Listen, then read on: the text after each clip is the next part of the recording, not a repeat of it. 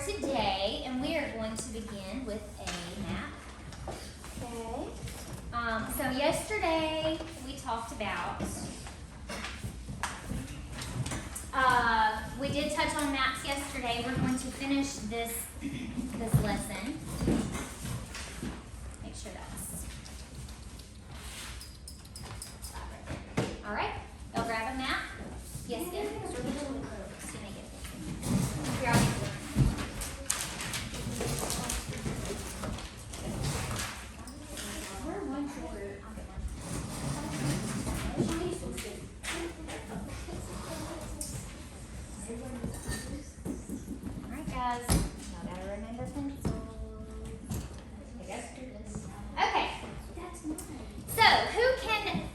What kind of map we are looking at here? Okay. Population what? Distribution. Population distribution map. So what can you gather that we're going to be talking about with this map?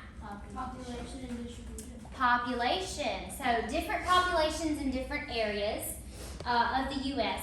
But who can tell me what year this map was from? 1860. 1860. Thank you. Okay.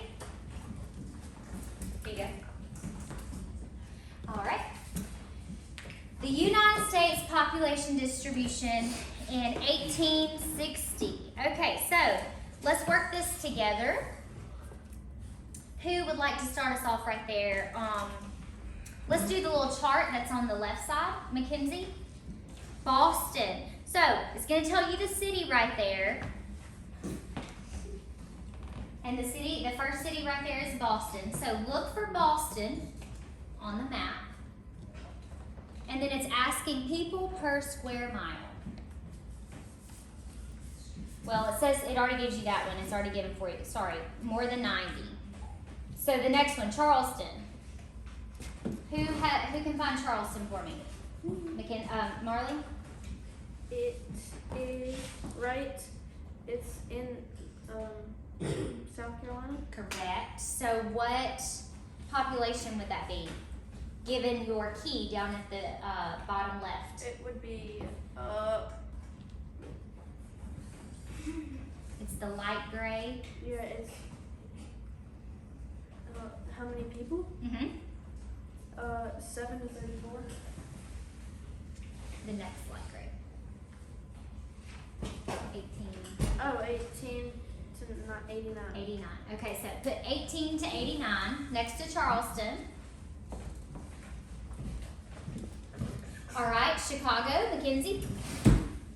It is in it's in So it's the dark, yeah, the darkest. So that would be what? more than 90. Per square mile. Good job. More than 90. So we are not looking at the kilometers right there, so don't let that confuse you. Per square mile. Okay, what about Dallas?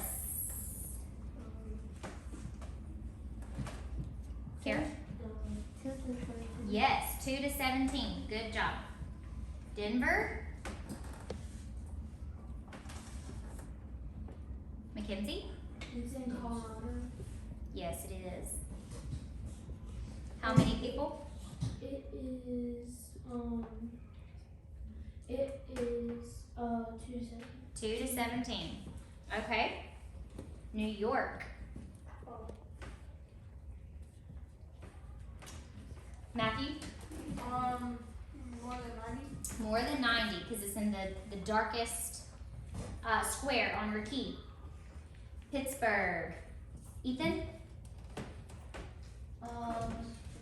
It is more than 90. Wait. No, it's 18. 18 to 89, yes.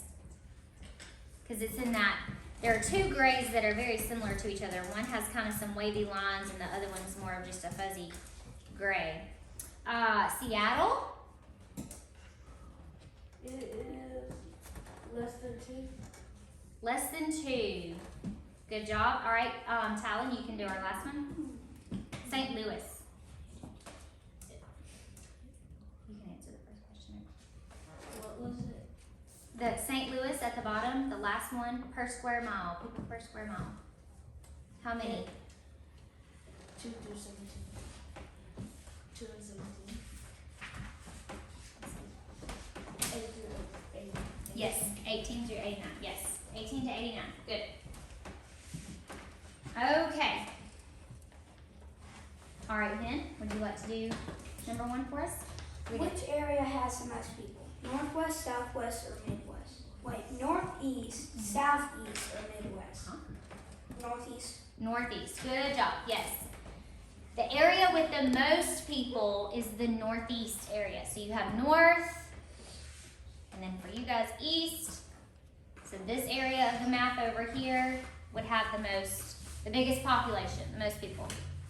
All right, number 2. Who has not done one that would like to do one? Jaden? Which city has the fewest people? Boston, Nashville, or Jacksonville? Jacksonville? Yes, Jacksonville. Good job. All right, last question on this map. Which city has the most people? Ethan? Gettysburg.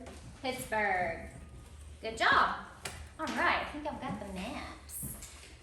This is for a grade. If you will put that in the center, it's a classwork grade, put that in the center of your groups, and I'll pick those up in just a little bit. So now we're going to move on to lesson 2. So if you will, please turn to page 442. 442. And we're going to get through this whole lesson today, so we're going to have to kind of Snap through it. snap through it. Yep. All right. Who would like to start us off reading? We'll do some popcorn reading. Mackenzie, go ahead. 442. In autumn of Bill's background. In autumn of 1862, Northern support for the war was starting to weaken. Union troops were making little progress. Southerners, too, were suffering. One Confederate soldier wrote, "Day after day and night after night did we trample on the rough and dusty roads." Both Union and Confederate troops were losing heart. Neither side was sure that it could win. Okay, good job. So before we move on, we're going to popcorn, but before we move on, let's go over there to the side and let's talk about our vocabulary in this lesson.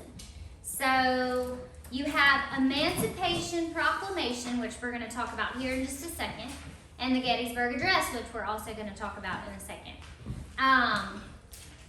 Who would like to read our people that we're going to learn about? Talon?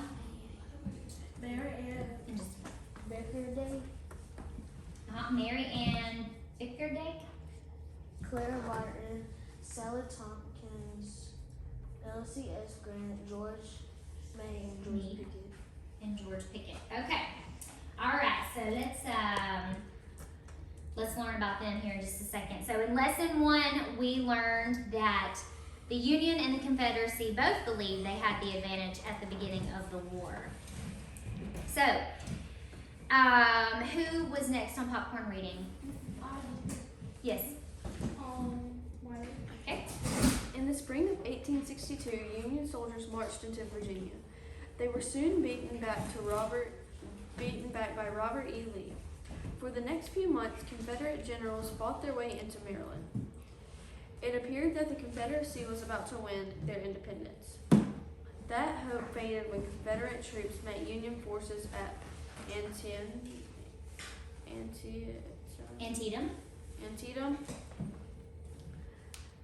Maryland. At Antietam, Maryland on September 17, 1862. The Confederacy retreated after one of the bloodiest battles in the United States history. Okay. Ethan. So first of all, I'm gonna kind of pause you right there, Ethan, and you're gonna go next whenever we're finished. But let's watch a video that I have pulled up on YouTube about the Emancipation Proclamation. Okay.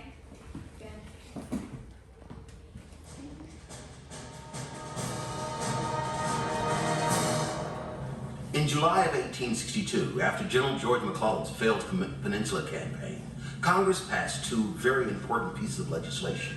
The Militia Act of 1862, which gave President Lincoln the authority to employ persons of African descent in any military capacity which he saw fit. And the Second Confiscation Act. In Section 6 of that act, Congress gave the President the authority to seize, to confiscate all property of persons in states in rebellion, which included slaves.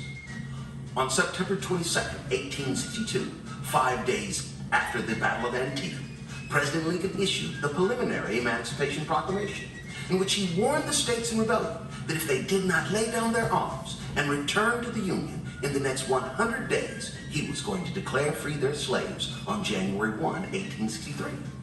In October 1862, Frederick Douglass wrote in his monthly that in order for the Emancipation Proclamation to free any slaves, 2 conditions had to be met.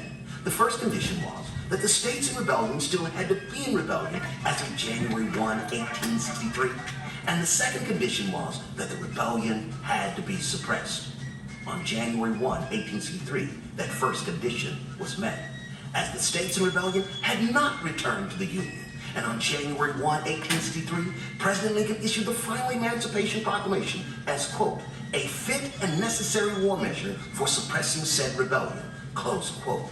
President Lincoln made it very clear within its Emancipation Proclamation that that proclamation was a fit and necessary war measure for preserving the Union, for accomplishing the paramount objective of the war. And in that fit and necessary war measure for preserving the Union, President Lincoln declared forever free all persons held as slaves in the 10 states that were in war with the United States for their independence. In the 5 slaveholding states that accepted Abraham Lincoln as president, federal authority, the Emancipation Proclamation did not apply because Congress did not give President Lincoln the authority to seize property and declare free slaves in states that were loyal to the Union, only in states in rebellion, only in states that had to be brought back into the Union by military conquest.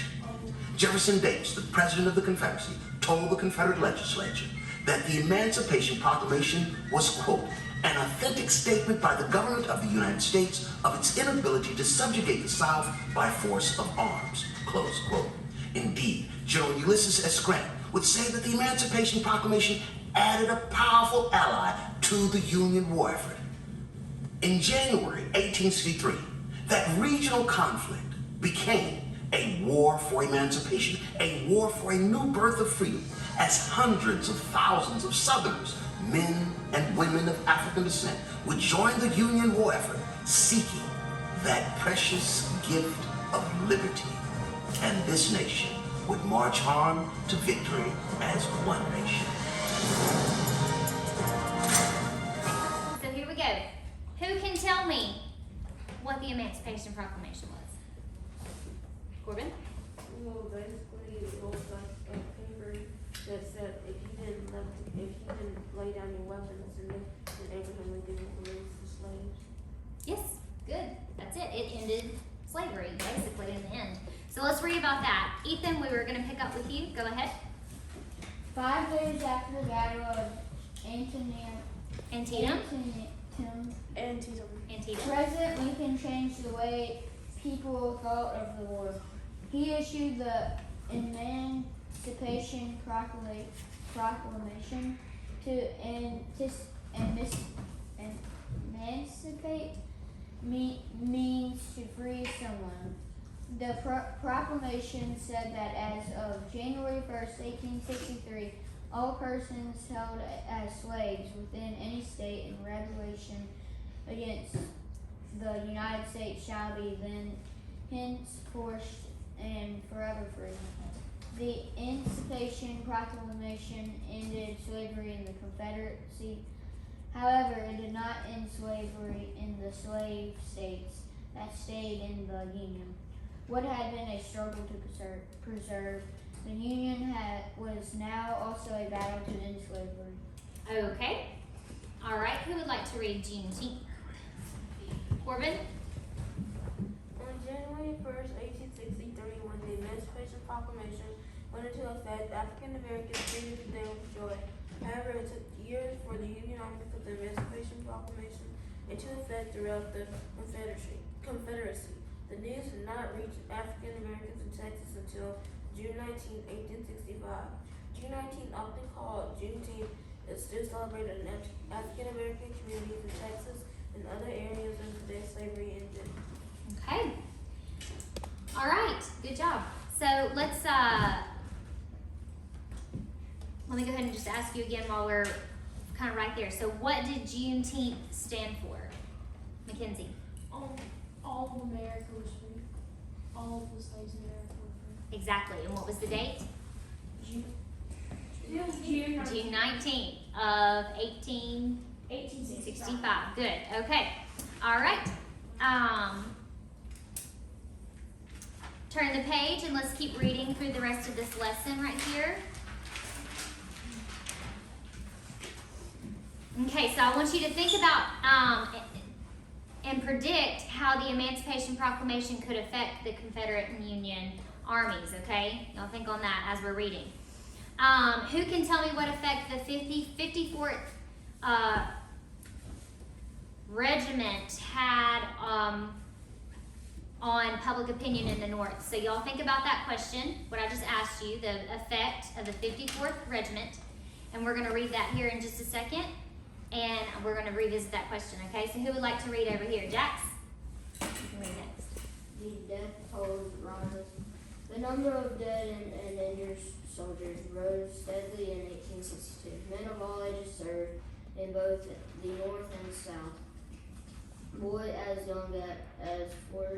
as young as 14 joined the fighting by pretending to be 18. The oldest man to serve in the war was 80 years old. Grandfather from Iowa.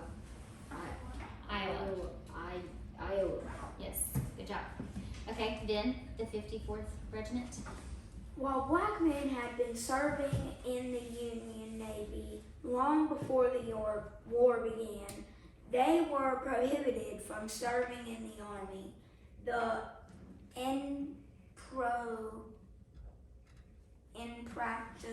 Emancipation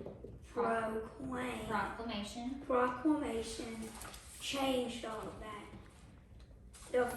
One of the first of the American troops to fight for the Union Army was the 54th Massachusetts Colored Regiment. A regiment is a group of at least 1,000 soldiers. Two sons of Frederick Douglass served in the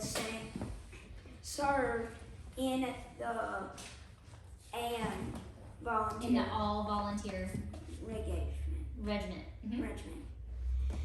On July 18, 1863, the 54th Regiment attacked Fort Wagner in Charleston, South Carolina. Almost half of its members were killed, wounded, or captured. In the Southern victory, their bravery changed the public's opinion in the North to accept African troops. Okay, thank you.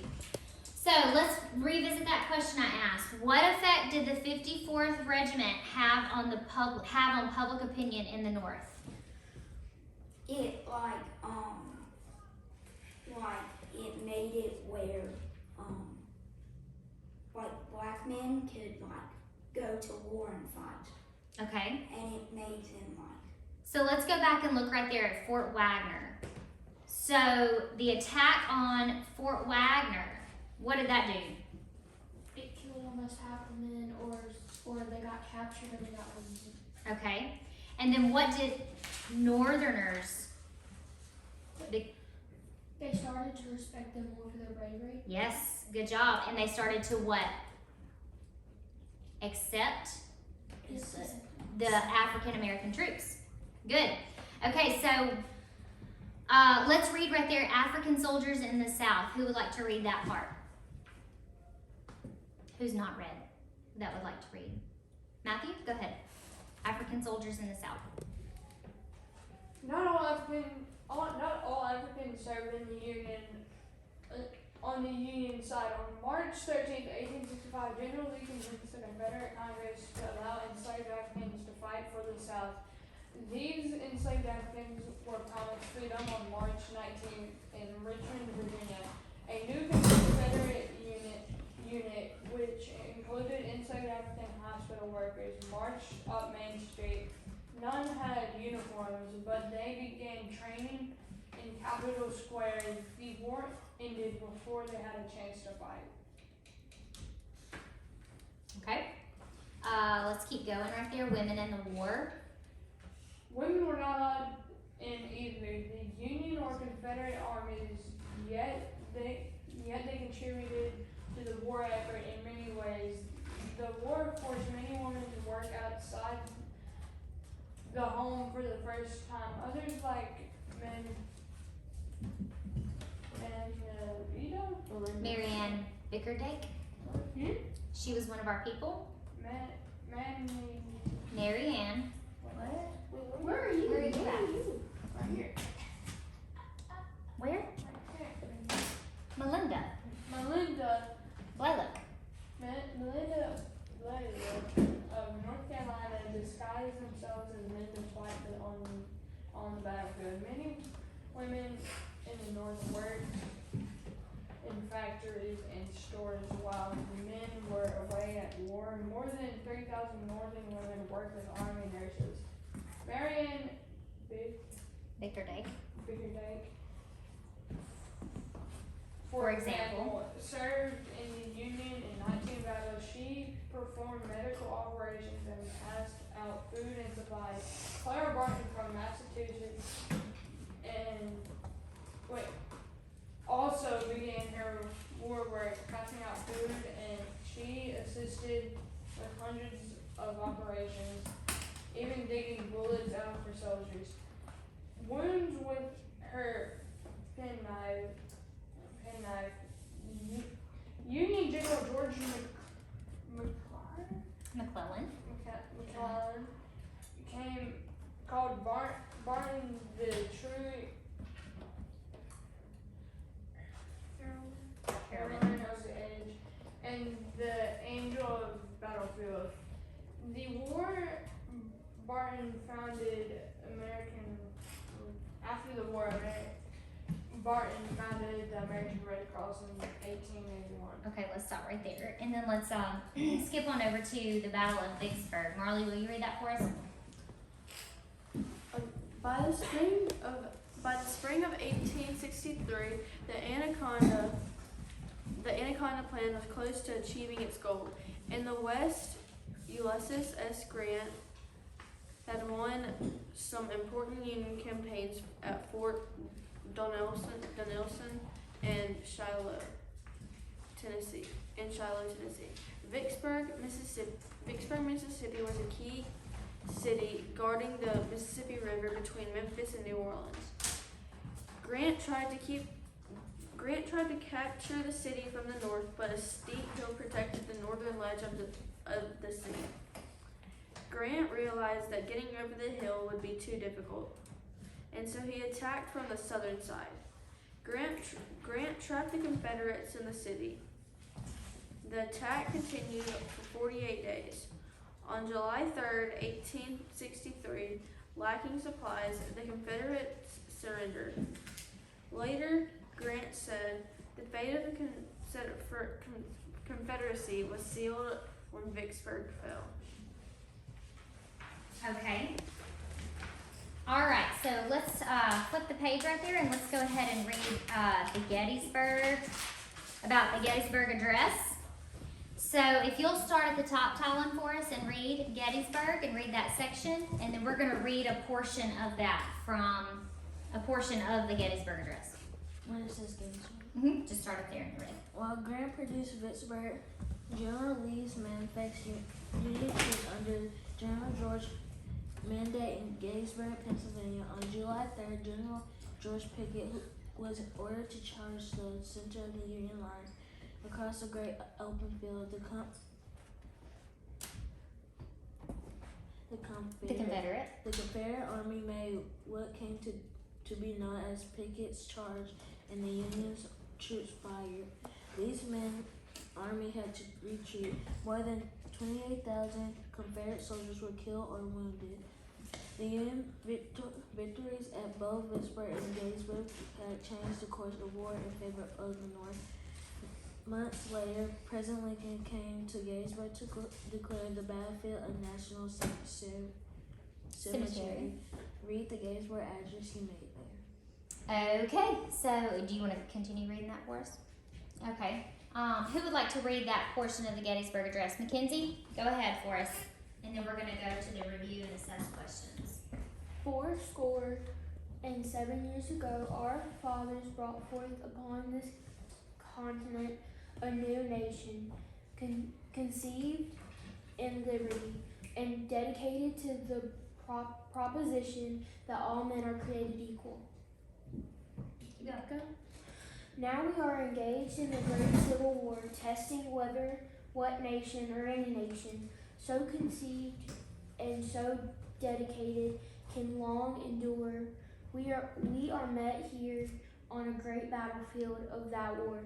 We have come to dedicate a portion of it as a final resting place for those who here gave their lives that nation might live. It is altogether fitting and proper that we should do this.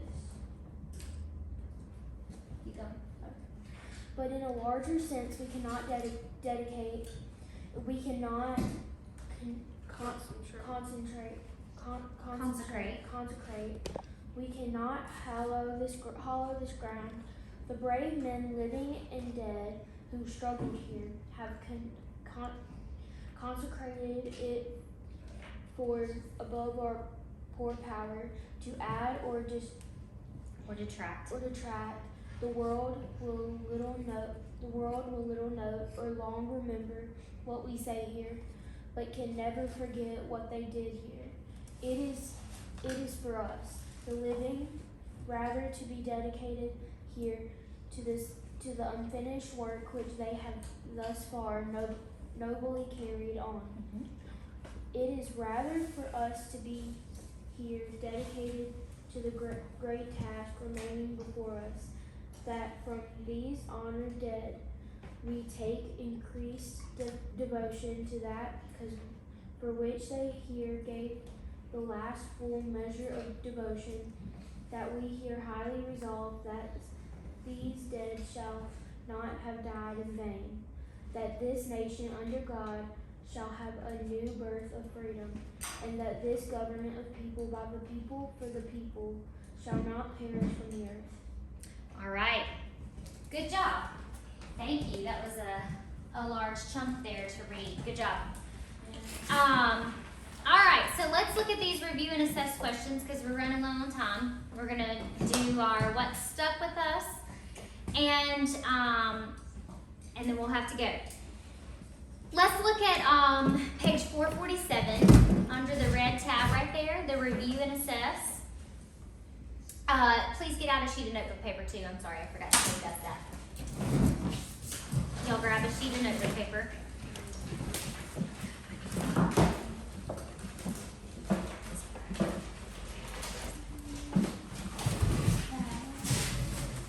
And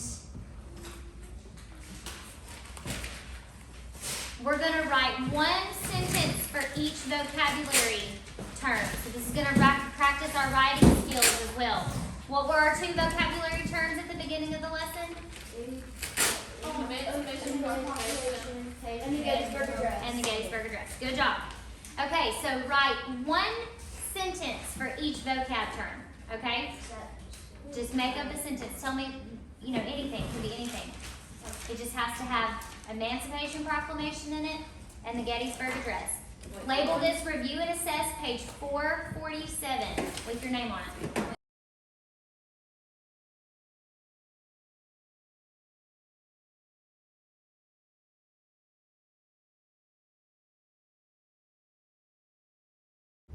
Who would like to come share their first one up here on the board? Okay, Marlon? The first one.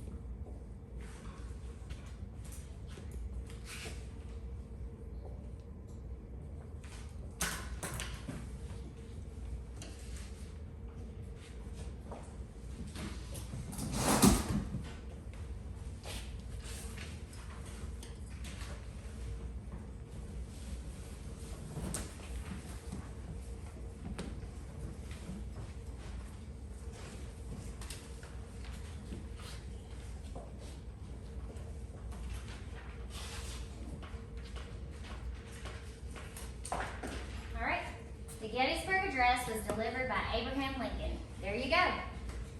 That's a sentence. It is a complete sentence at that. It has what? It starts with what? Capital letter. Punctuation.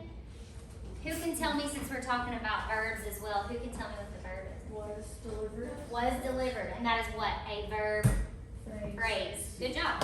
Okay. Corbin. Can we do our second one? Okay, it's question number 2000.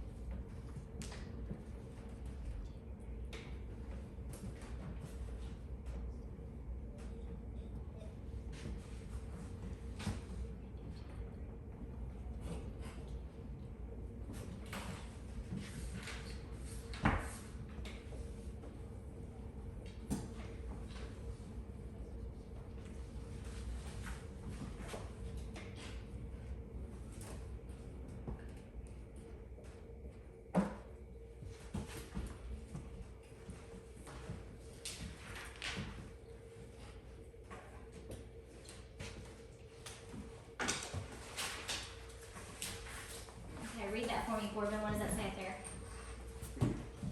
What does it say up there?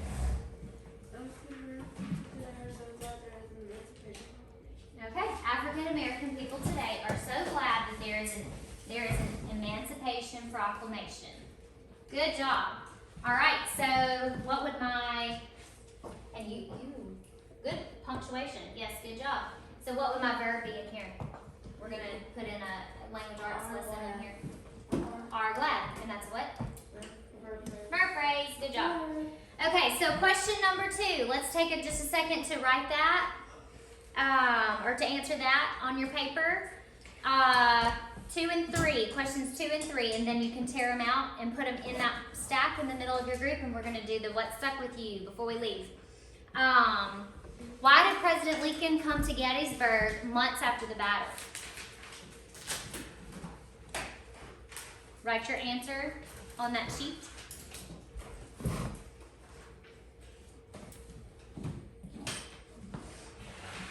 And go ahead and answer question 3 as well. What events helped to turn the war in favor of the Union?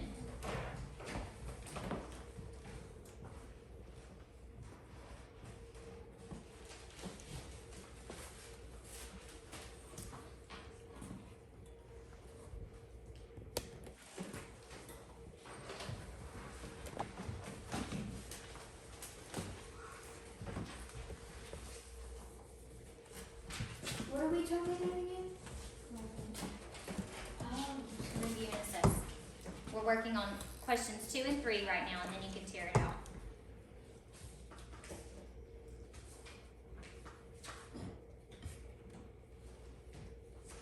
Who would like to answer question number 2 for me? Tylen? So why did President Lincoln come to Gettysburg months after the battle? He declared the battlefield was a national cemetery. Good job.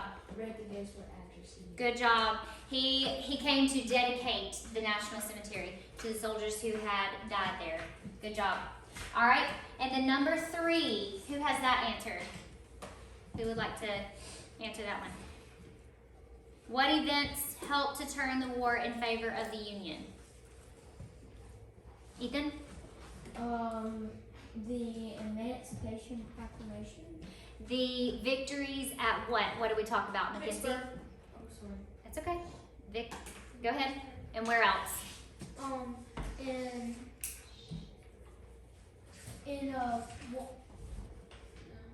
Shiloh and Shiloh. and what, Ethan? Gettysburg. Gettysburg. Good. Shiloh, Vicksburg, and Gettysburg. Good job. Okay, that was good for today. So y'all tear that out and turn that into your group. You can close your books and let me pass this out.